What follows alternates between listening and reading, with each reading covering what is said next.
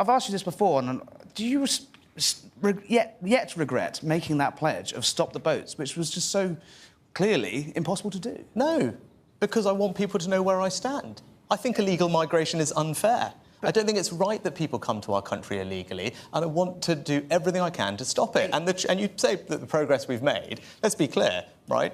Over the last 12 months, the numbers are lower than they were in the 12 months before. Higher this year already. Well, hang on. We're halfway through the year now. But if you look at a full year, it's down on the year before. But I'm being clear, we haven't got the job done. The only way to do that is to make sure that we make it clear to everyone, if you come to our country illegally, you won't get to stay. You'll be removed. Now, if I'm your Prime Minister, the flights will go to Rwanda, people will be removed. Yes, they will. When? And the choice for everyone...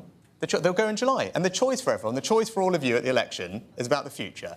Either you believe illegal migrants should not be in our country, they should be removed to somewhere else, or with Keir Starmer, they're all going to be released, all the people we've detained, and they will be out on the streets. And that's a choice for everyone. Do you want illegal migrants on planes going elsewhere, or do you want illegal migrants out on your streets with Labour? That is the choice facing everyone at this election. We're going to open up to the floor in a moment, but there's a huge amount of scepticism about your Rwanda plan. If you were so confident in doing it, why did you call an early election before the flights were taking off? I've been told by several sources, both legal and in Whitehall, that shortly before you called the election, you were told that the prospect of flights taking off in July was going to be severely hindered by massive amounts of legal action. Is that part of the reason that you decided to go early?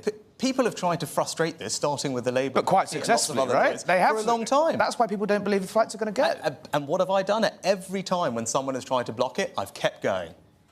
Right? I've put new laws on the table. We've passed those laws. We've got a deal done with Albania. But this is about the future. I've got a plan. Right? If you think this is an issue... I've not heard from anyone an alternative plan. And by the way, actually, the last time we were having this conversation, what had just happened? 15 other European countries all agreed that our approach of removing people to a safe alternative was the right one. It's the only way you can stop this problem. You've got to remove the incentive for people to come in the first place. That's my plan. That Labour Party are going to release everyone we've detained, leave them out on the streets, do a deal Keir Starmer will be here. We can ask him about that shortly. So on the first few days in government, I'll tell you what I'll do. I'll put the staff back in the returns unit. I'll make sure that we've got planes going off, not to Rwanda, because that's an expensive gimmick. They will go back to the countries where people come from. That's what used to happen. Where are they? I mean, it's so hard to do. Well, at the moment, people coming from countries like Bangladesh are not being removed because they're not being processed. You're still not going to stop the boats. Well, the only way to stop the boats is to smash the gangs that are putting people in boats in the first place. Is it really the only way to Fundamentally get? Because the National Crime Agency have made very clear, that a deterrent is also required. Not just the work they're already doing, and there is already a border command, really, isn't there, in the Home Office? No, you want to bring in, I accept you want to bring in the security services, who are already stretched, but I accept you want to widen it. But isn't the point you need a deterrent? You need a deterrent as well as the returns. That is what the experts are saying. Yeah, but what's your deterrent going to be? A deterrent to not go to Rwanda. At the moment, people know that if they get here, they're basically here for life. Well, that's what because they're not being processed. The problem is... No, hear me out, Harry. This is really important. Tens of thousands of people are here not processed. They're here for life. That's not a deterrent. If it was a deterrent, the numbers wouldn't be going up. They're going up. Just one thing on that. They arrive and they have destroyed their passports and identification documents, so they cannot be processed. Yeah. So where are you going to send them to if you don't know where they've come from? At the moment, some of them are processed. Well, some of them... Well, I'm going to give you a stat. Let me give you a stat. Let me deal with that, because it's a really important point, and I respect it. Under the last Labour government, we were returning people to their country of origin. Of course it's difficult. Of course you've got to establish where they came from. But you can return people to their country of origin in very many cases. The number being returned has gone down 44%, and we need to address that. But the most important thing, in my view, is stopping people coming in the first place. We've got to stop this trade across the channel. We've talked about smashing the gangs. This is... No, I know.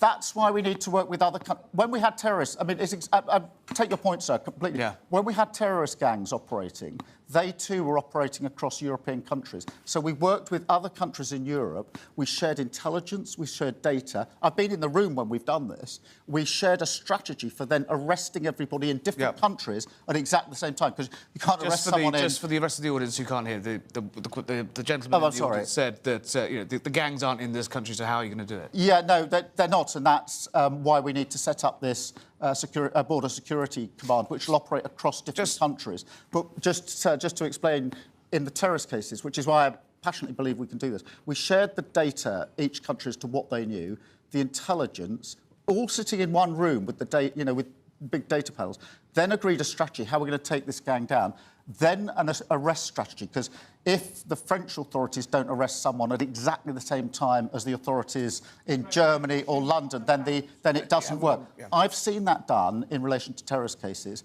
I simply don't accept people who say the only gangs that can't be taken down are apparently these smuggling gangs. I don't accept that. I think it can be done. I've seen it. I've been part of it, which is why I'm confident it can be done.